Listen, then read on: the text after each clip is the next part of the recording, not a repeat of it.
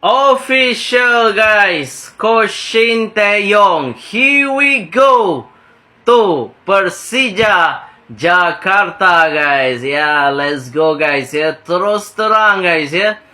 Wih, inilah boleh katakan impian aku nak lihat Coach Shin Tae-yong kembali ke Indonesia. Dan inilah dia guys, Persija Jakarta. Wih, rasanya champion weh tahun ni Persija ni.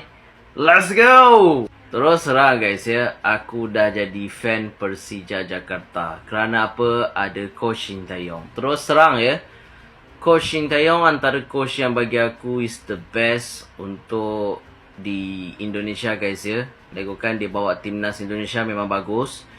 Cuma masa dekat timnas Indonesia tu ya, you know about that. Tapi apapun, bersama dengan klub Indonesia dia bisa membawa Persija Jakarta jadi lebih hebat dan lagi bagus lagi guys ya. Dengan ada pengalaman beliau di Liga Indonesia, beliau tahu player mana yang beliau ingin ambil. Dan mungkin ada player import yang berkualiti akan join untuk Persija Jakarta.